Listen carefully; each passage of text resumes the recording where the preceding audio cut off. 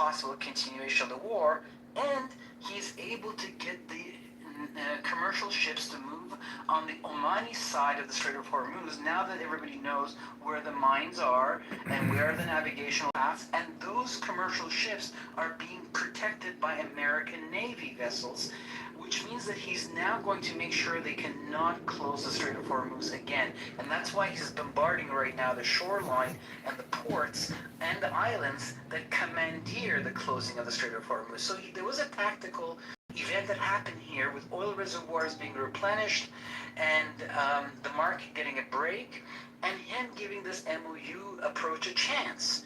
But unfortunately, the way that they play ball doesn't work with the rest of the world order, and so he had to change gears.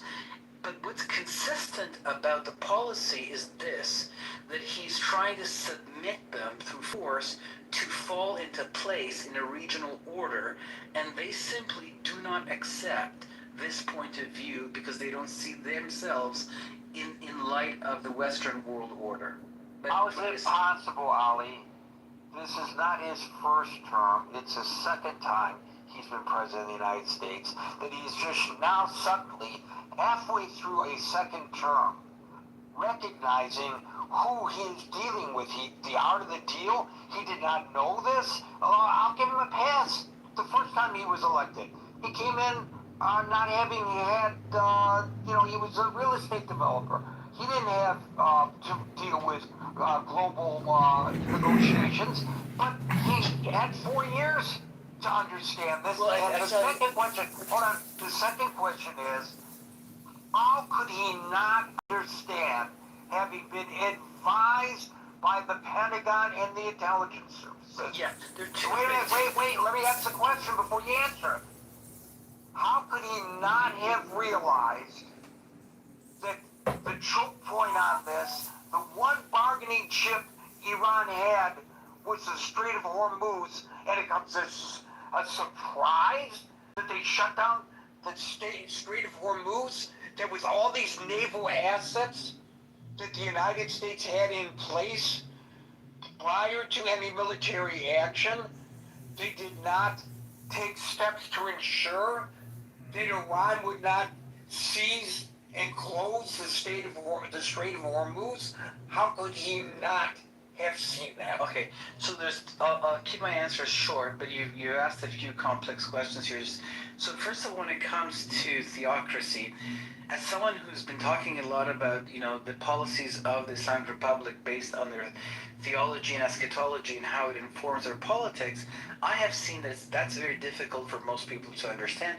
People tend to deny it, shut it down, never cover it on the news. The president's got advisors who to explain all this to him the minute he walks into the Oval Office on day one, the first time he was president of the United States. He's not Joe Blow on the street who has no conception of it. It's the president of the freaking United States. I understand that's how you want to see it, but when we saw J.D. Vance, with his own words, he mentioned two of the lobbyists of the Islamic Republic as people that he had consulted for understanding Iran. Two lobbyists, two very well-known lobbyists of the Islamic Republic. There's NIAC and the Quincy Institute that are lobbyists of the Islamic Republic in Washington, D.C. So first of all, their job is to dull the edge of the American sword vis-a-vis the regime and say, look, the compromise and discussion is the better way to go. There's people in the regime that are not so radical, etc., etc. So first of all, there was the fact that, there's a multitude of voices speaking.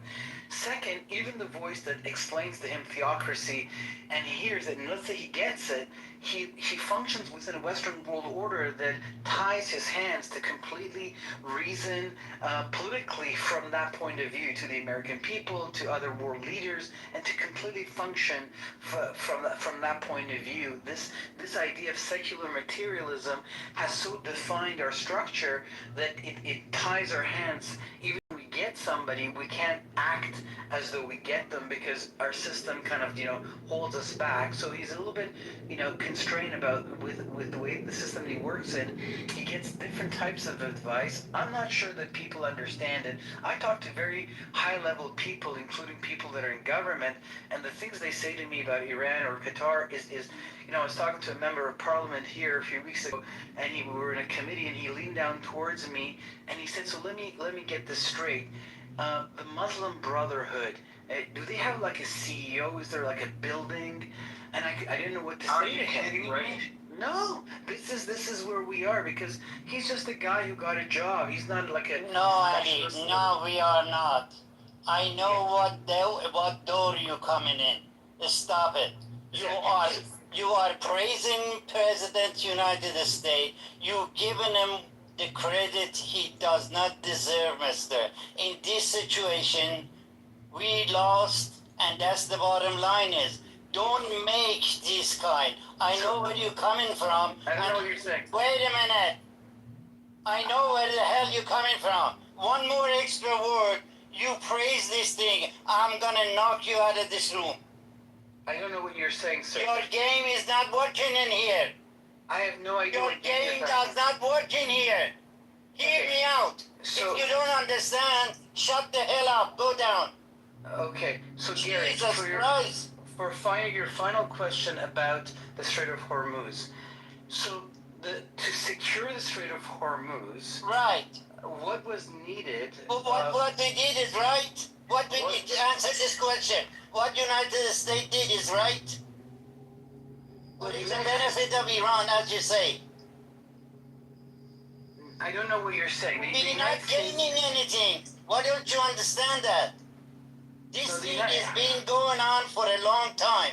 Yeah, so the short answer is that Marines are required on the land to take the port of Bandar. No, we don't need it. And people like you, which supporting this regime, telling me that, and your propaganda doesn't work. We have enough Iranian to knock the hell out of this regime. Why don't you get it?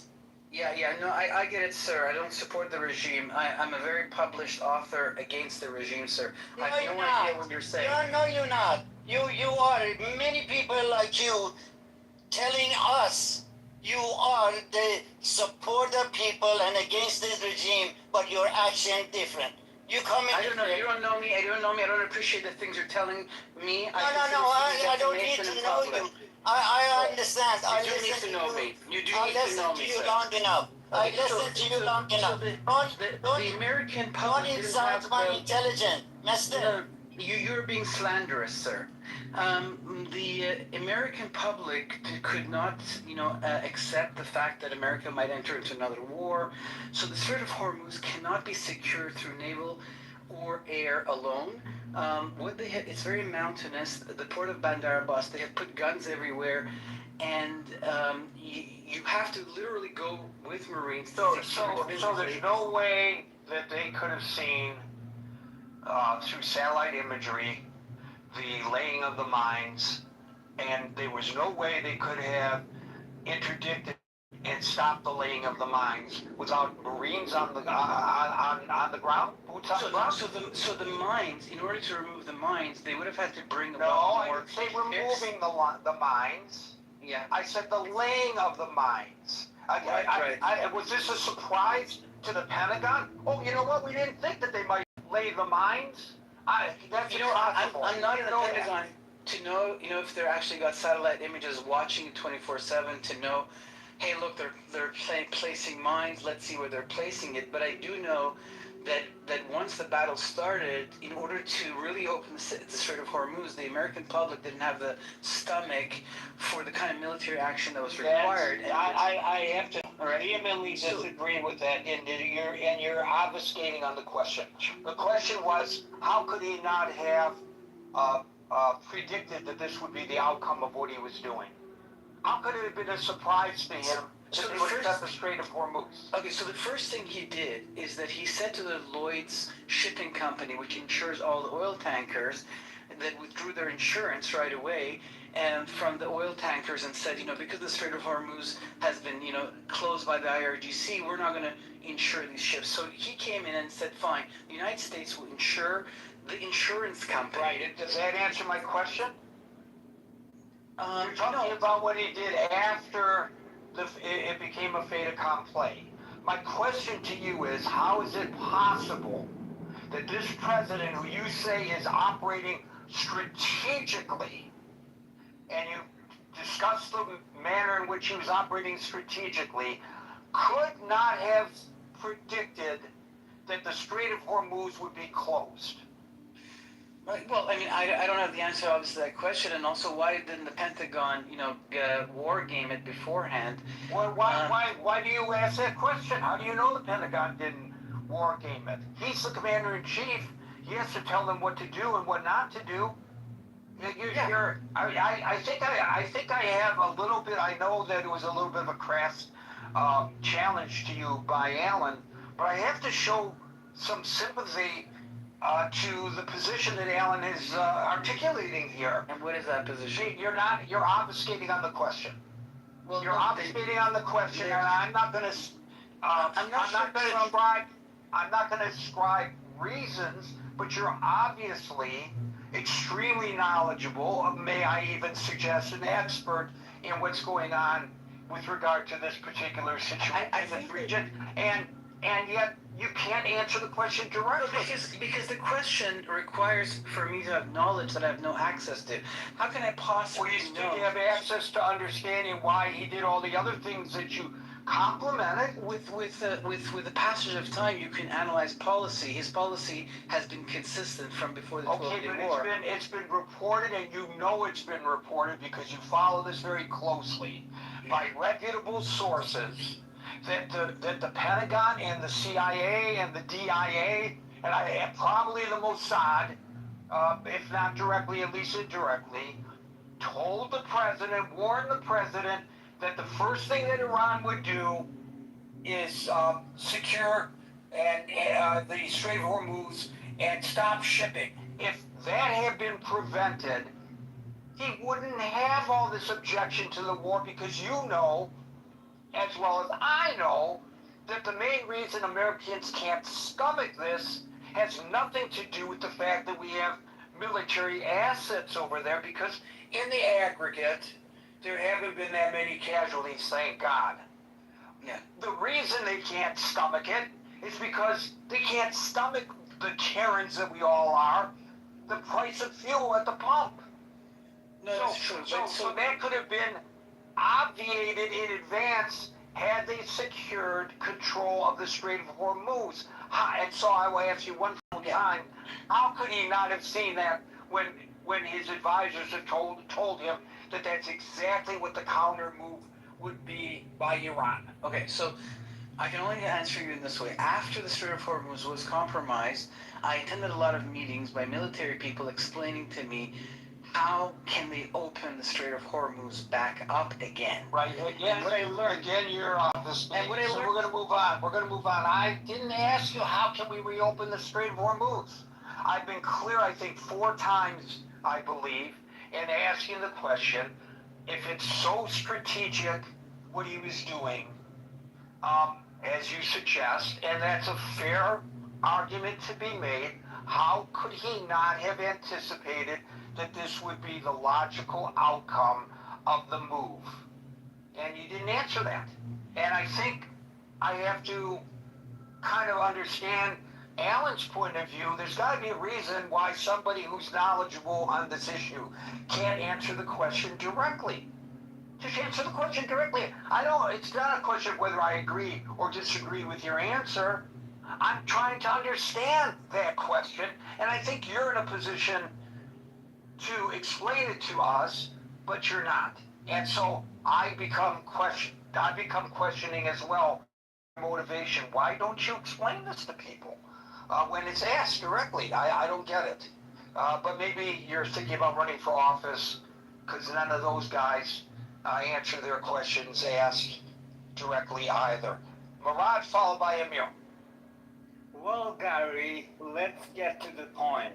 Gary, that's a good question. Is the ceasefire over or not? From the first moment the US-Iran Memorandum of Understanding was signed, my compatriots abroad were beating the drums of despair, but I still counted on Trump and his thinking team, because Trump himself considers the Islamic Republic an existential threat to the United States.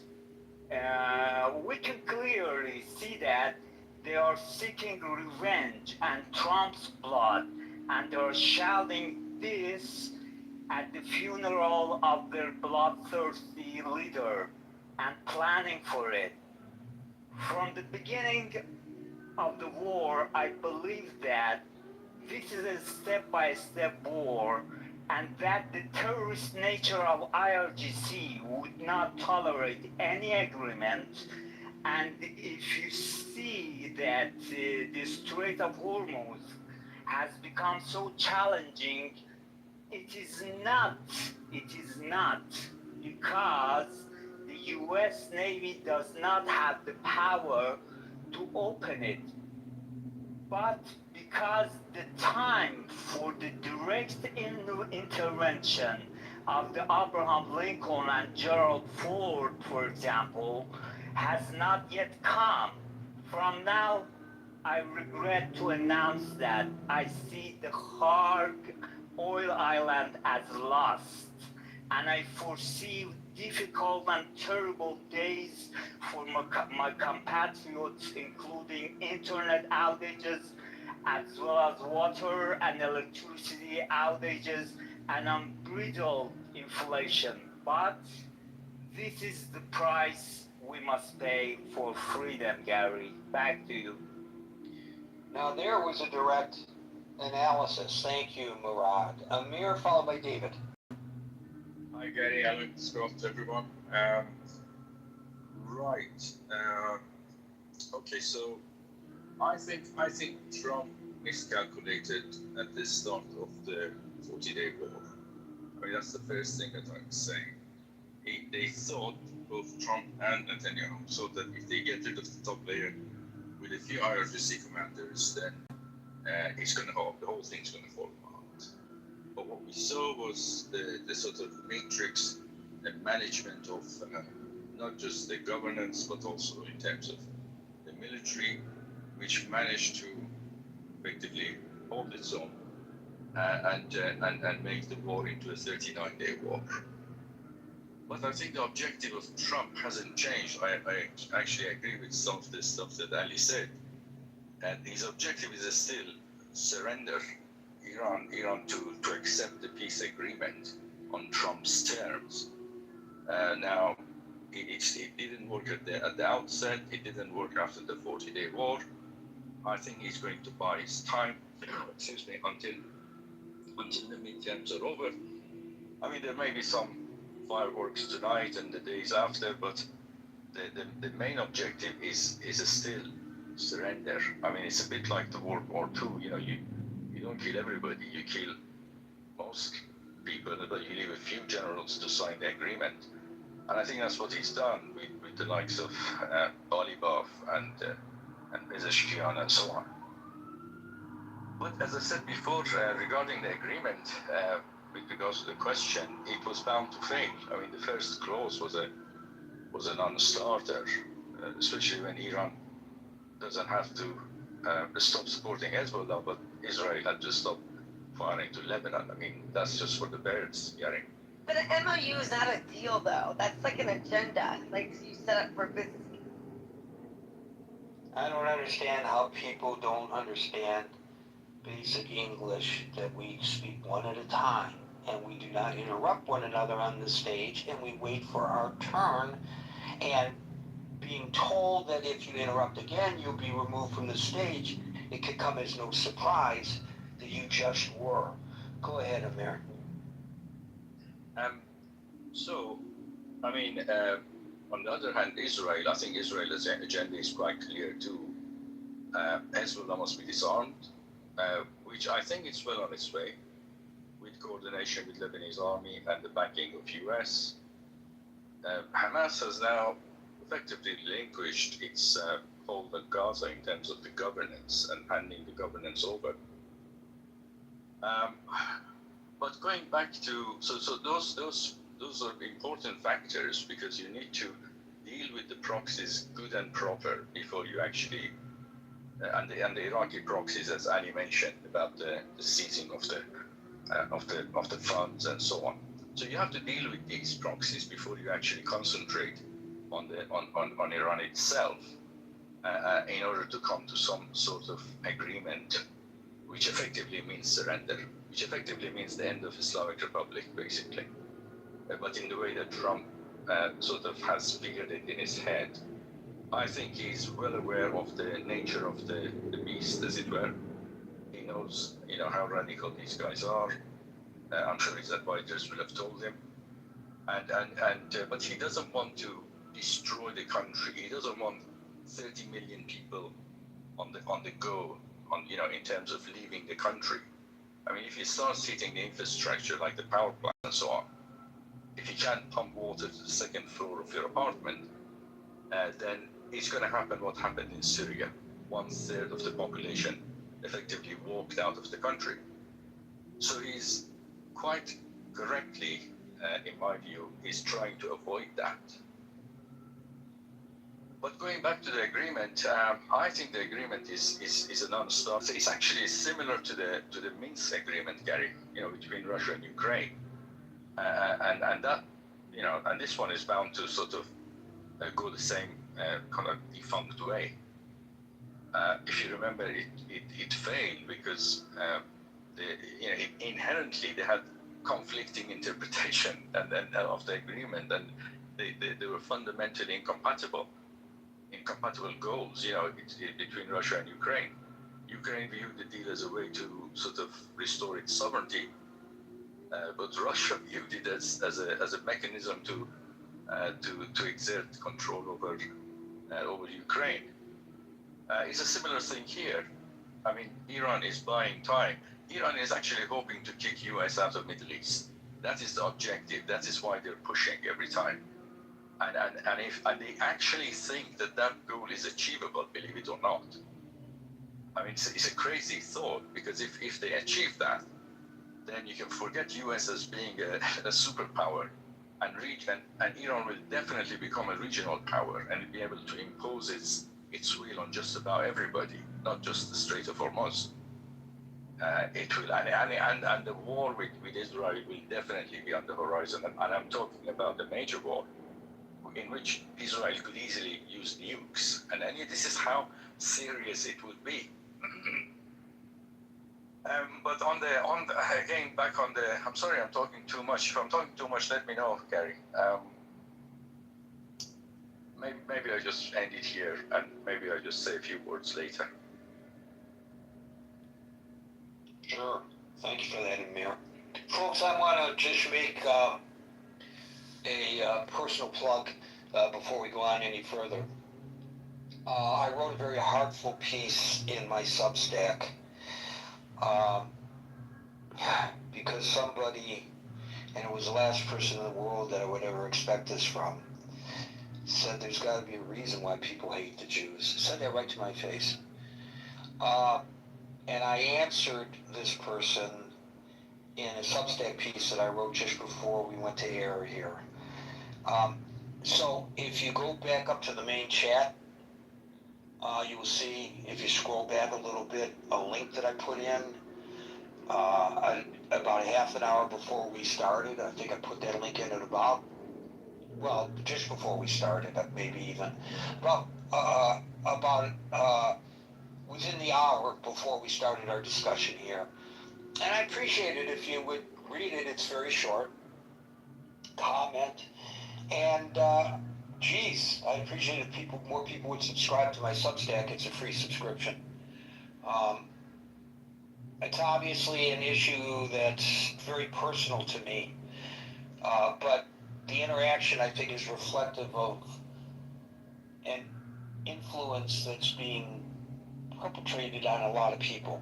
And I may be wrong in my observation, and I love your collective feedback to that. So take a look at it if you would, please. I'd appreciate it. Thank you, Amir. We'll go to David, followed by Agent.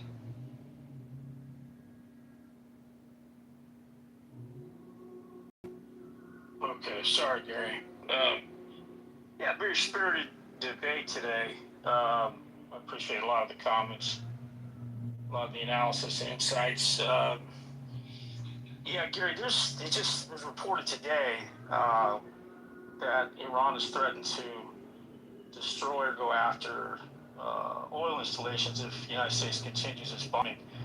Recall in 1991 when Saddam Hussein set 500 oil fires aflame in Kuwait and created what many have argued environmental and disaster along the lines of Chernobyl and the gas fiasco in Bhopal, India, setting the air, the water tables, the whole region in a horrific response to his massive loss there. So, this is a big fear. And not only that, Gary, the Gulf states are reliant on desalination water.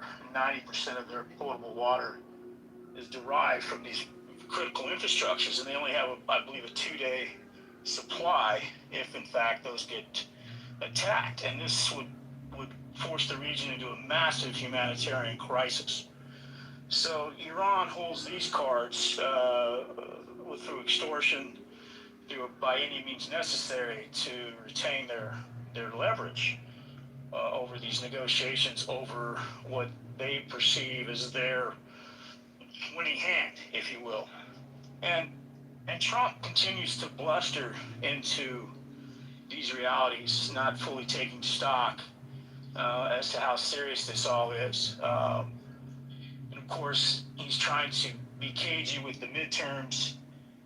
He's trying to talk Americans off the fear that we're going to see oil prices spike. They were coming down. We saw oil trend downward. Now they're trending upward again. So Gary, this is this gamemanship has been very costly, and we've had over 50 years to understand this regime, to understand their play in the region, to understand their politics, to understand their messianic zeal to defend their theocratic realities. Many have argued that they want to take us back to 7th century Islam, which is the early beginnings of this 2 billion plus religious organization. So I don't think he's got a lot of cards, Gary, going forward. I think Netanyahu overplayed his hand, and in his zeal to protect Israel, and obviously to give Trump some sort of vaunted station in the history and the annals of American victory over this, he took the bait and went for it. His Joint Chiefs of Staff had warned him, as previous administrations had been advised, that this is, to quote Colin Powell back in Gulf War I, if you destroy it, if you break it, you own it. And so, sorry, I had to get rid of that call. And so I think holding us hostage as a nation is really what's happening here. Who can withstand the pain longest? And I think the Iranian regime is prepared. I mean, hell, dear, we don't even know who's running the show right now. We know that the son of the deceased leader is now in charge supposedly, but many have argued that his military is running the show. So it's hard to know who's negotiating. There was a groundswell of support for the deceased Ayatollah in the streets of Tehran and elsewhere. Many have argued that it was a combination of sympathies with regard to religious fealty, to rallying behind the flag, to outright support for the guy. And of course, there are probably millions more that were anti-regime and afraid to come out and obviously stayed at home. So a lot to consider going forward. And Gary, we're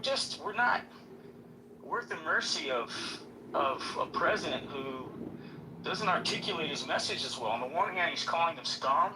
Previously, during negotiations, he was calling them smart people, smart negotiators. We saw how he went to the NATO summit in Turkey and called out our allies with some level of massive level of disrespect. And then, of course, he wrapped it all up in a bow and said, things are great. So apparently the NATO alliance is holding, irrespective of the rhetoric that's coming out of his mouth. But, he's leaving us in a lurch, Gary. He's really leaving us second-guessing And I'm sure the powers that be, the oil companies, the insurance companies, everybody's on a speed dial into Trump. I'm sure they're getting information that isn't necessarily readily available to the average American. But Gary, I want to just say that your commentary is absent the realities of what really has to happen here.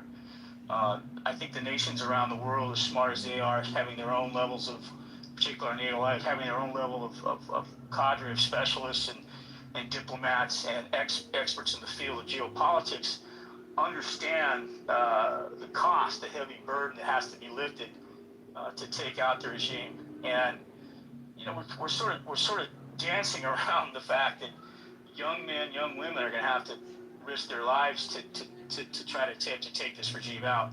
And that's not something I don't think President Trump is prepared to do. And for that, I respect the man for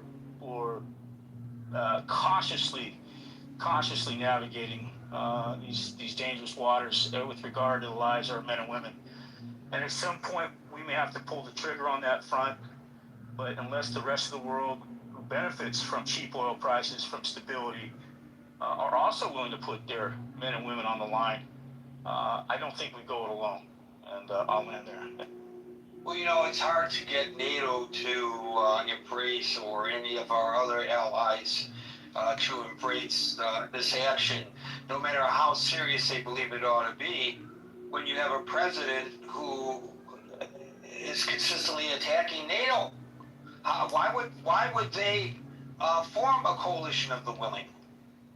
They wouldn't. Now, one could argue that the president has been very successful through the manner in which he has been broaching the issue of NATO contributions to get them to step up to the plate and not be fully dependent upon the United States for their defense. And they did it pretty damn rapidly. I give them credit.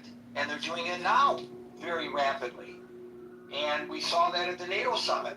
Reflected at the NATO summit with the announcement of the massive purchase of military equipment that these nations didn't have to purchase in the past because they were reliant on the United States to protect them. So there's a success, perhaps, based on that tactic, but a lack of corresponding support for the United States. If your argument is, well, none of these other countries are willing to go and expend blood to ensure the freedom of the world, which is threatened very directly by the Islamic Republic of Iran. Well, but Gary, keep in mind that Europe has Russia on its doorstep. There's talk that Putin's exploring a possibility of entering into Poland. And so, had we not had this 5-year drawn-out World War I type ground bloodbath between Ukraine and Russia, I think NATO would have been more on board with assisting us in this endeavor. But I think they've got bigger fish to fry with Putin talking about coming into Poland. If the President of the United States, when Europe is actually under the first real duress they've had since the Nazis, if the President of the United States, and the United States is supposedly the head of NATO, says, hey, we're going to hang you out to dry, it's up to you to defend yourself, why would they take the time to say in turn, well, we'll help you with regard to Iran? No, they don't mind seeing Trump hanging out to dry the way he is. I'm sure of it. They weren't, he said today, in NATO, I went there and there was a lot of love in the room for the United States. What's he talking about? Maybe for the United States, but clearly not for Donald Trump. Even the Secretary General of NATO said he did not want to go to his own summit in Turkey, and the implication was clearly because Donald Trump would be there, but he did it out of respect for Erdogan. Can you imagine that you're showing more respect for a maniac like Erdogan than you are for the President of the United States? He created this situation, David, for better or for worse, and maybe in some respects it is better. But with regard to trying to get our natural, consistent allies in Europe to step up to the plate and show support for the efforts in the Middle East, only if they're forced to do it, which now some of them feel that they have to do a little bit in order to keep the oil flowing. So they've committed some minesweepers. Big deal. Well, yeah, and I just want to, not take the room too far afield, but a great piece on 60 Minutes the other day regarding the rare earth mineral monopoly that China holds over our economy. They control 90% of the world's rare earth mineral production with regard to very sophisticated magnets that go in just about everything from our military to our cars. That they could pull that card very easily, and we're scrambling over here, and we're trying to take out Iran when we have an even bigger threat to the east of us with regard to Taiwan. So I think ultimately we can't battle everybody, but I think one thing is certain. NATO falls apart, which has been a wet dream of Putin's for some time now. We are really going to be in a lurch, Gary, as far as trying to hold it alone. And Iran knows this. I think China knows this, and I think Putin knows this. So, are you suggesting that the president is playing into Putin's hands? Well, I think he will last year. I think when he decided to meet with him in Alaska, when they shook poor Zelensky down the way they did in the White House, embarrassed him on the international stage, and kind of left him leaving empty-handed, going back to fight the good fight. I think that was a bad start to his administration, a bad start for Ukraine. And now but see, Trump thought he was backing a winner. He likes to back winners, and now Ukraine is punching above their weight with this asymmetrical warfare. Russia just has too much territory to try to defend, too much infrastructure that's heavily exposed to this, and he sees Ukraine winning. In fact, I think he just signed some sort of executive order with regard to manufacturing Patriot missiles over in Ukraine. So we're making an attempt there, and I think we're feeling more confident to provide our NATO backing in a way that we weren't previously excited about backing under Biden, because of the threat of Putin going nuclear. So I think the winds are changing in the favor of Ukraine here, and I think Trump is starting to see that the little guy in the office is holding his own, and we should back him to the extent that we can, and help him achieve some sort of peace agreement or forcing Trump or Putin out of there. So. I just want to say, and this is getting far afield, that the United States fears about Putin began during previous administrations when we sold defensive missiles to Poland. Defensive missiles to Poland, which, as you just pointed out, have a realistic fear of invasion from Russia. And Russia threatened retaliation if we went through with that deal, because they viewed those missiles as a threat to the Russian homeland. So we pulled out of the deal. That was their Cuban Missile Crisis, except it was manufactured. Something to consider. Sometimes, and I'm not I'm not John Bolton, by any stretch of the imagination. But sometimes you have to stand up to the bully.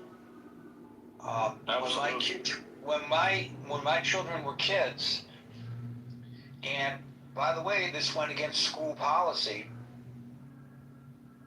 and I had a child who was suspended because she followed my advice, not that of that dictated by the school and stood up to bullies.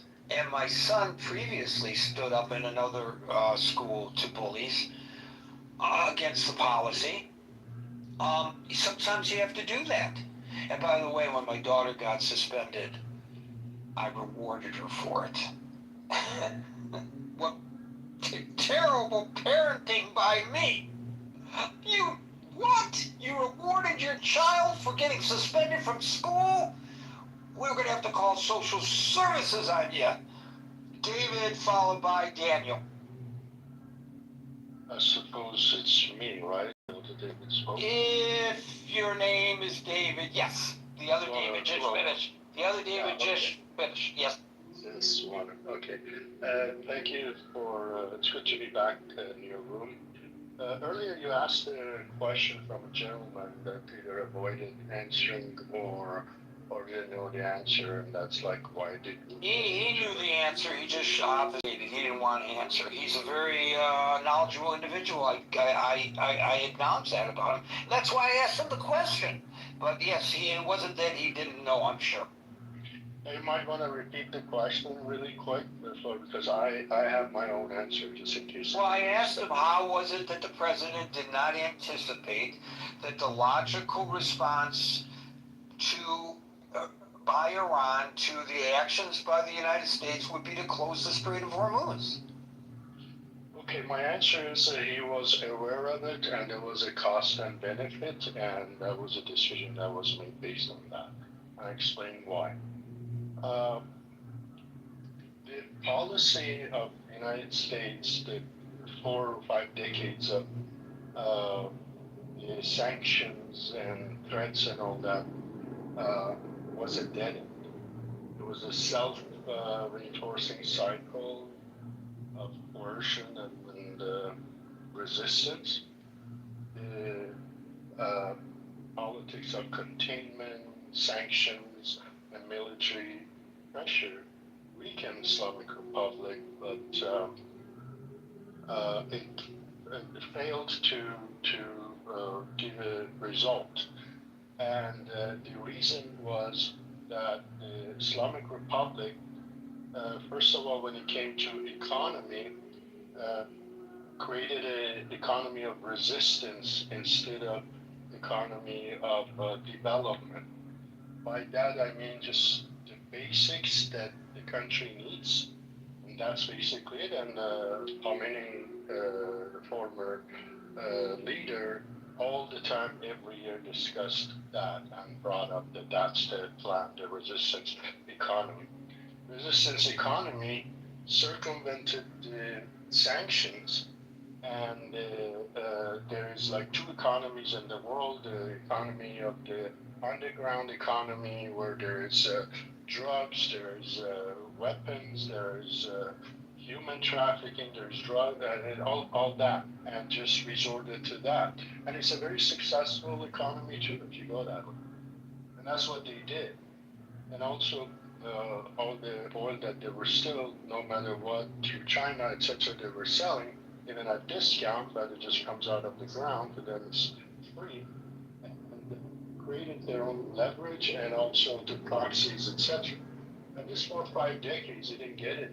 It was just a matter of just keeping the status quo or doing something about it. And October 7th, I think, was a turning point that eventually came to the point that something has to be done about it. Obviously, it doesn't happen overnight. So, did I say that 3 choices? The first one was just status quo, that I just mentioned, that was just a dead end. The other option was to attack with boots on the ground. That's about 500,000 Americans that today there is no appetite for it. That American kids go on a foreign land, and the results that we've seen in Afghanistan, Iraq, etc., all of Vietnam, all the way on, except 1 or 2 cases, it was a disaster. So those 2 were out of the picture. It still is, as far as I'm concerned. The third one was exactly what President Trump did to get rid of as much leaders as possible, get rid of as much as possible their nuclear capacity, as well as their defense mechanism. And then hoping, as he said, that the new leadership would get into some MOU and then later agreements. Well, that hasn't happened, and despite promises and hopes, that hasn't happened. So, what I'm getting to the end of the conclusion. What President Trump kept mentioning and continuing to threat the leaders is that I will I will get rid of all your infrastructure. And why does he say that? Because the resistance economy needs that infrastructure. So if the leadership, leftover leadership, doesn't come on board, he has two choices and he will continue doing that. Get rid of more leadership levels, it's like peeling an onion, and it's been told, as well as destroying even more of infrastructure. So the asset that they have, which is the resistance economy, will no longer work, plus the complete closure of the Strait of Hormuz on them to prevent even sending to China. Our last benefit is that although the U.S. is less dependent on the oil, it affected everything, but always notice what President Trump says, he kind of controls the market. The Europeans eventually have to do something about it too. So that helps his goal of containing or changing the regime, or at least the behavior of the regime. And that's why he did what he's doing. He's going to continue doing that. Oh, wait a minute. You're arguing that it was strategic and expected and in his favor that the Strait of Hormuz was closed for a varying number of reasons that you just articulated, that in the long run, it is a positive move in terms of getting, to codify this and make it extremely simple, getting all these other nations that are equally or even greater affected by the impediment to get oil to them to step up to the plate. Correct. War is not the first choice, but sometimes it's unavoidable. But it is one kind of war, and that the cost and benefit. There's always a cost and benefit with the war, and that's the path that has been chosen. And if you notice, the MOU was signed at G7 in front of the leaders of the free world. They all clapped. So he did what they were expecting or they were asking for. Yesterday he was at the NATO was done at the neighboring country of Iran, and then this attack was done after Iran attacked 3 ships. And so this is all, I think, it's planned. And also everything that Europeans are asking for one way or another is being done, to the extent that even in the US they're saying, oh, you gave him everything. And he did give a lot of things. It wasn't much that he did. The things that was taken away was being offered back if they behaved, but they haven't behaved. So I think it's a calculated move. There is a cost, but there is a benefit after 40 years that they have to do something about it. You It's reckon kind of in then, line. so given your scenario that you articulated, David, do you reckon that he anticipated the domestic squeeze that would be placed upon him as we approach the midterm elections as a result of the Strait of Hormuz being closed? Yes, I think that Congress was a lost case, and it's about Senate. And what's going to happen with the Senate? Some may leave, but those are the ones who sometimes vote one way or another. But the ones who are going to stay are solid supporters of it. He's not that worried about that. In a way, that election, as far as Trump is concerned, is not an issue. As you see, it doesn't mean that concern. It's the presidential election and all that, and what the results will be. It's all cost and benefit. Very interesting analysis. I appreciate you participating today, because that's an angle I have not heard anybody articulate, so I haven't been able to really consider it until now. Thank you, David.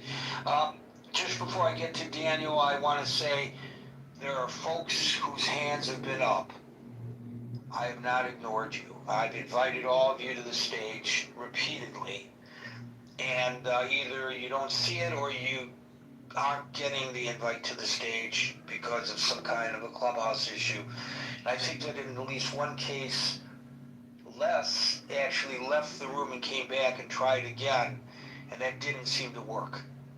So I don't understand why several of you are stuck in the audience, not on the stage, but I just wanted to make it clear it's not because I have ignored you, because I anticipate some nasty grams from people. Why didn't you bring me up to the stage? And I just want to clarify that it's not my doing. Daniel, followed by Enrique. Thank you for having a great room, Gary. I had something to say to both Davids, actually. One of them's left, but I just want to say for the record that a cost-benefit analysis, almost sort of, on a deal-making basis, that destroying infrastructure is not a cost-benefit. It's a war crime. That's literally what it is.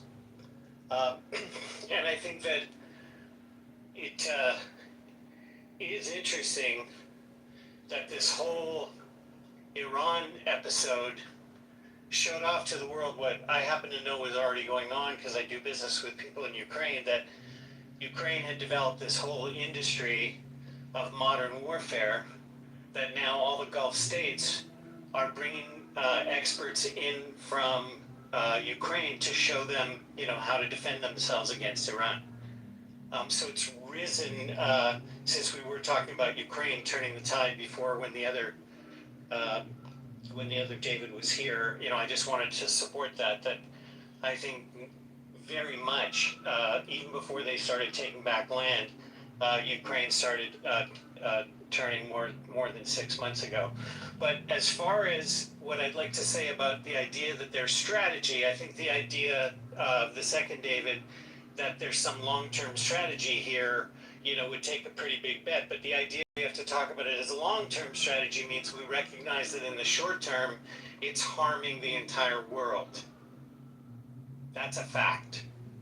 In economic measures, in human outcome measures, and for what benefit? Like, was there even a selfish benefit to the United States right now out of what has been engaged in?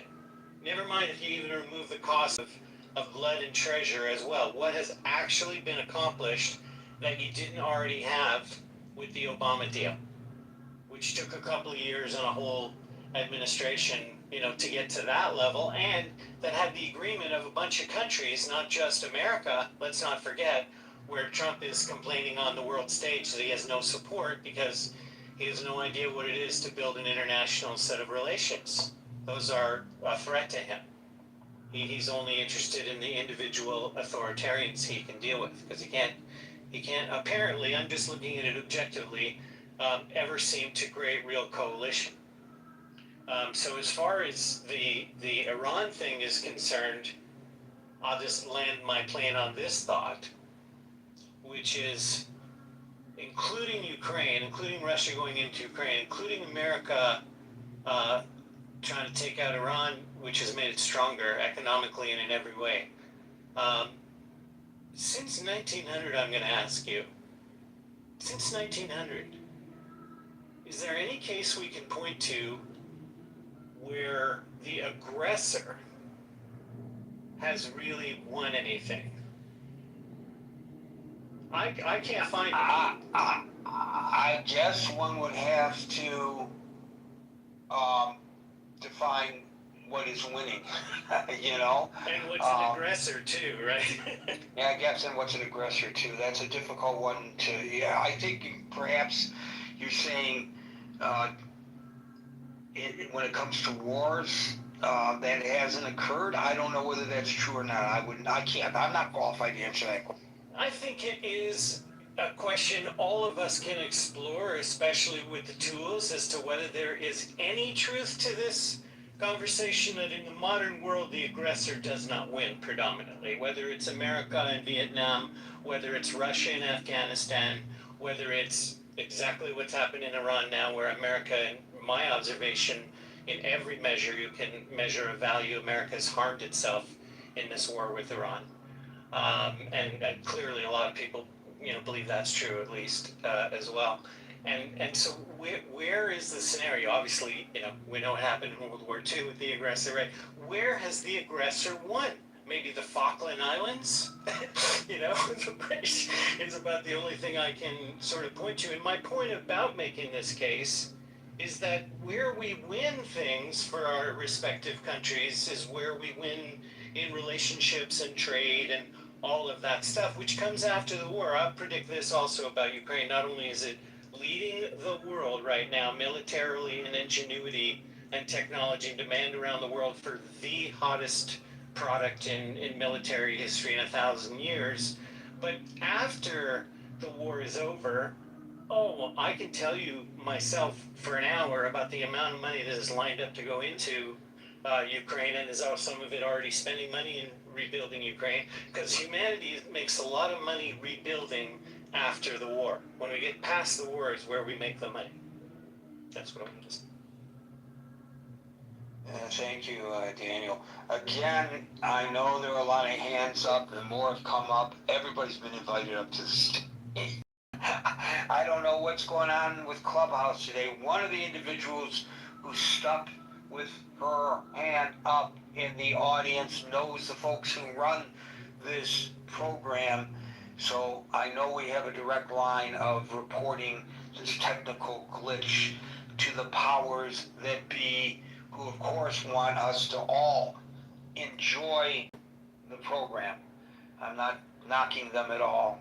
So they have an incentive to resolve this problem. Now it's SAAM, so I can't say Sam. I guess it's Same. Am I saying your name right? Same followed by Mary Lou. It's actually Psalm, but you can call me Stop! I should have known that. You're good. Stop! Got it. No, I like calling people by their names accurately. Sam, you. Appreciate it. I just want to share really quick about what the previous speaker was talking about, how this deal is going to be like what Obama, the deal with Obama. You can't even compare the two. Number one, the military of IRGC has weakened more than ever before. Finally, after 47 years, somebody, instead of sending him planes of cash, stood the ground and fought them for once, for a change.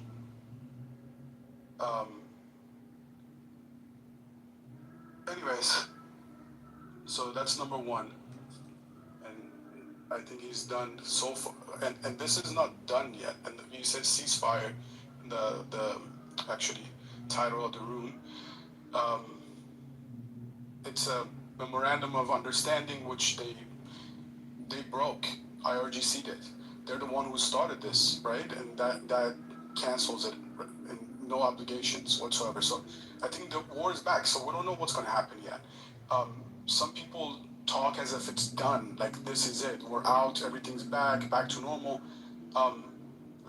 If he doesn't finish the job, even if he doesn't finish the job to this point, IRGC has been weakened than any time in the past 47 years, more than any time. This is the weakest that they've ever been. So that by itself, it's a win.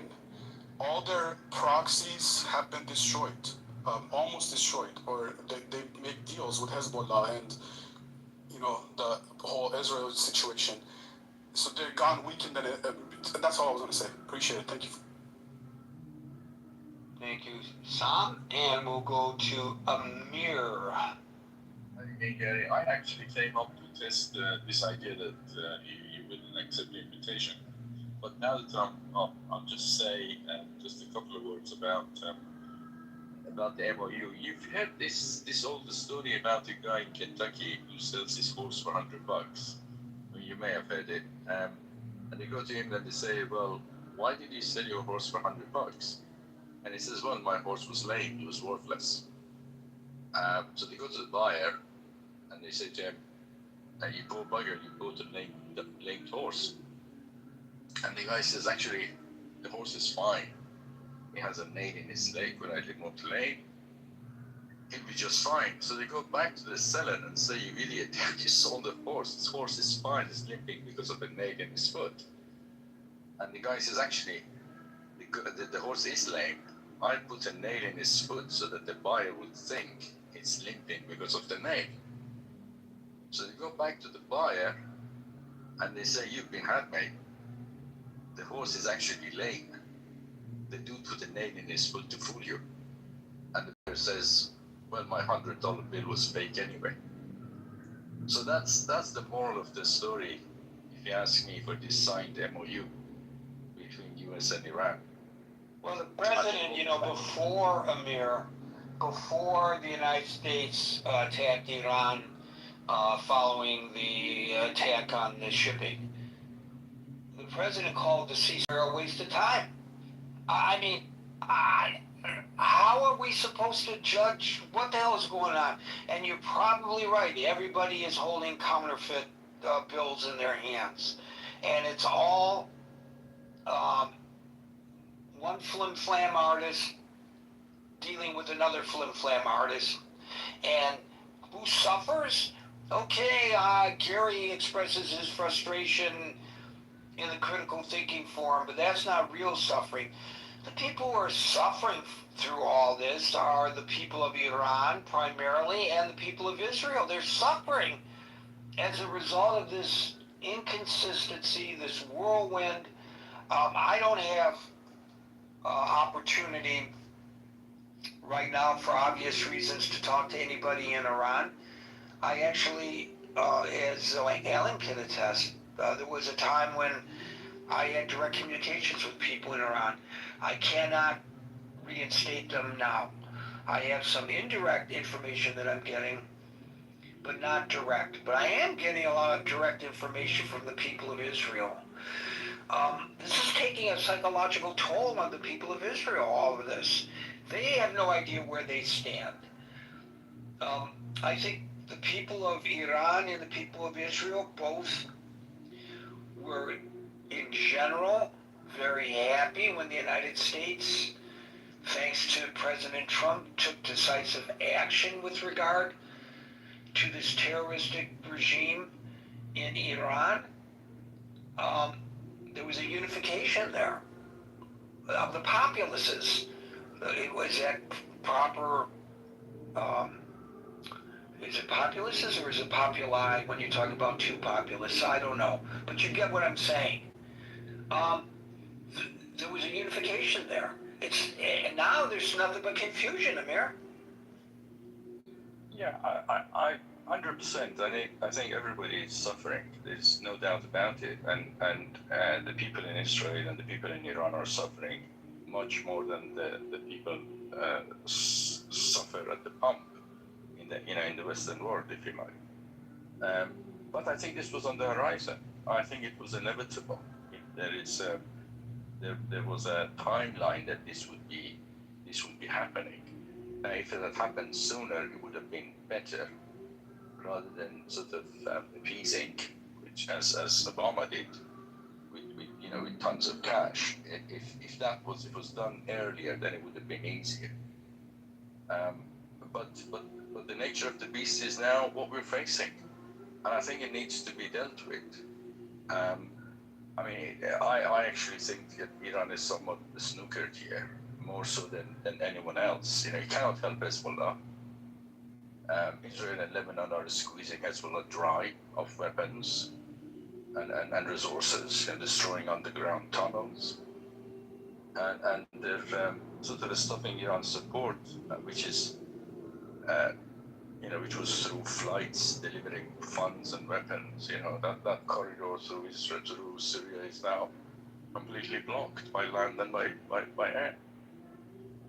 So it seems to me that, as I said, it's probably the midterm is an important one, because if Trump loses the midterms, then And then basically he's a lame duck president for the rest of the time. But if he wins it, and he knows that, this is his last term anyway, then that kind of gives him a free hand to do what he wants.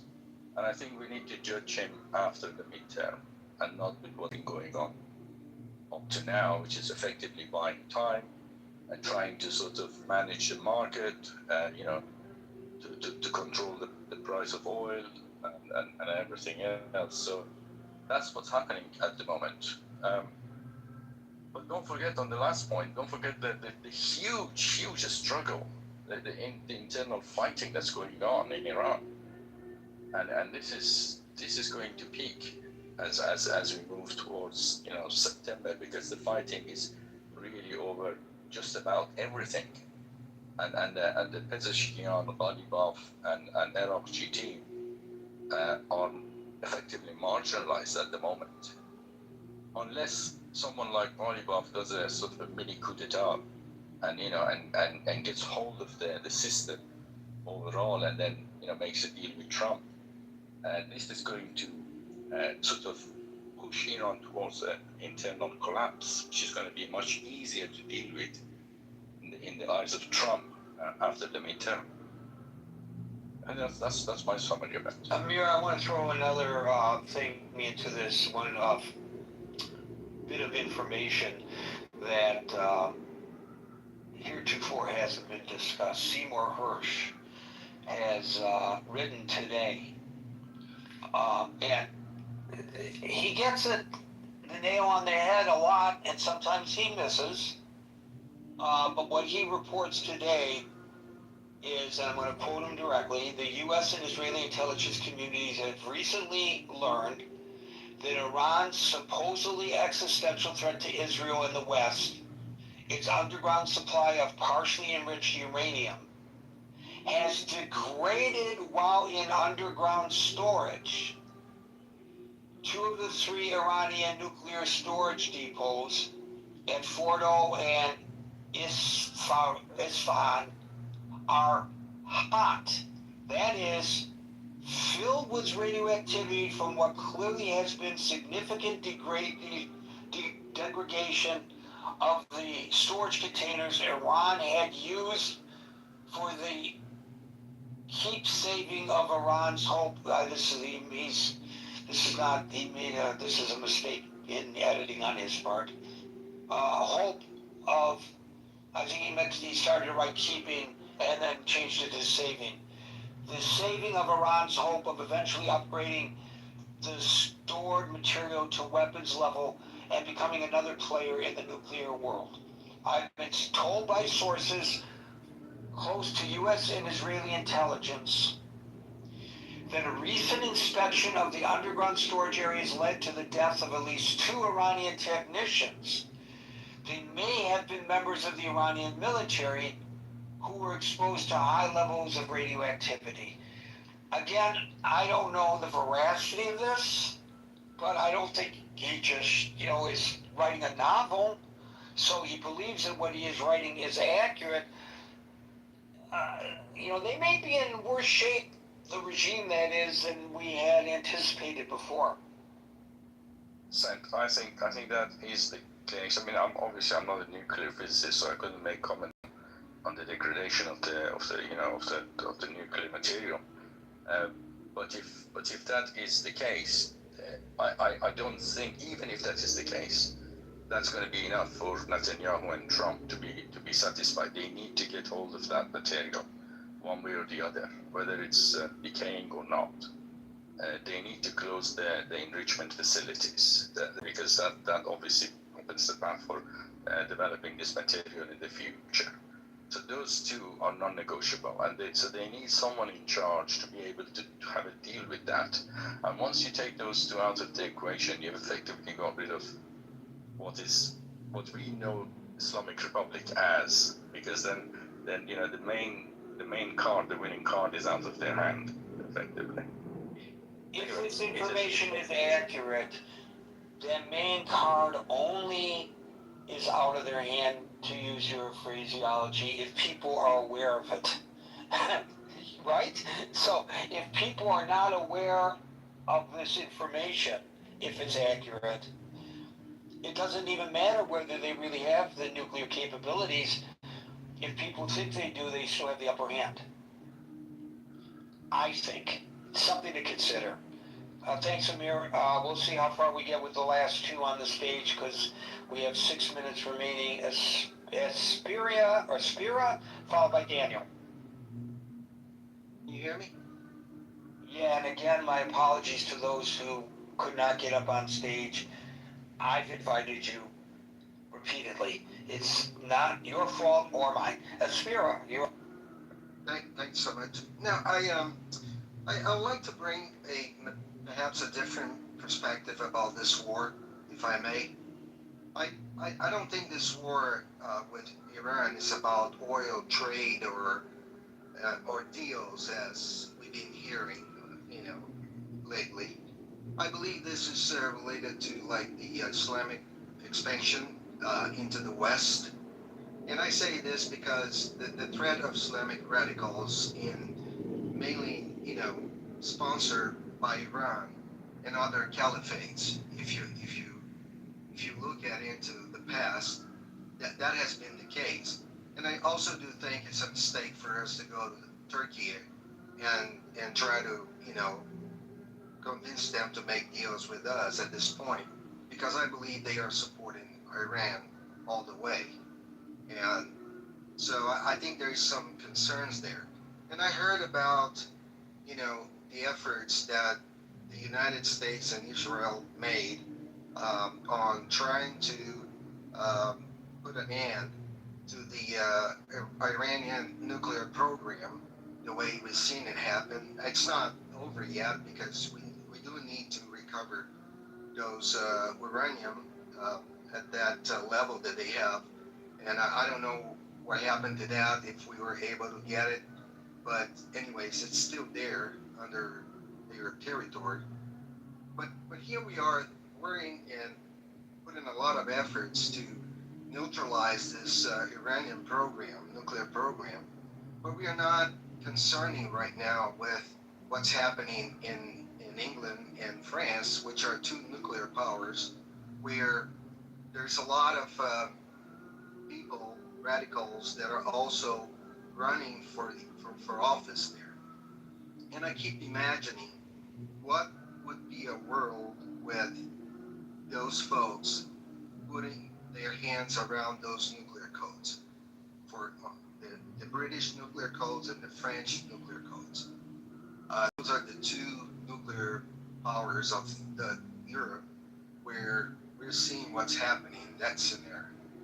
So I'm really concerned about this expansion. I'm really concerned about. I'm glad that the war is not over yet at this point.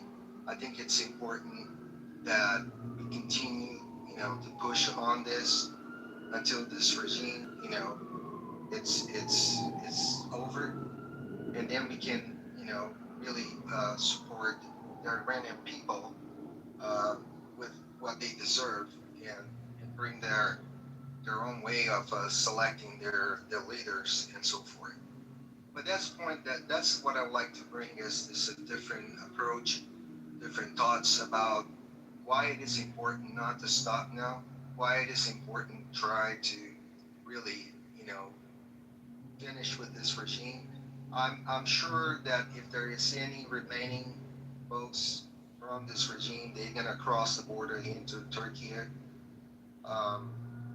And I think they are all interconnected, interrelated, and I think this is another aspect that we need to consider and see. And also, the last point I want to make, I do believe this time that we are back into this scenario with Iran.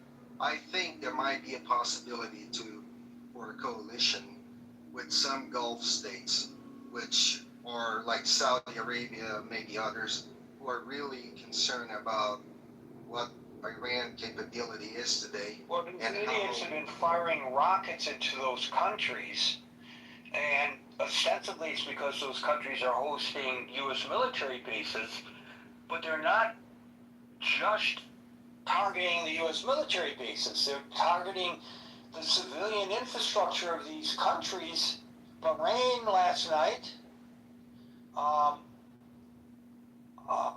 What was the other one? I guess it was Oman last night. I think was the other one last night. I can't remember. There's so many. I mean, come on. I want to see them step up to the plate too. I think that's a very good point, folks.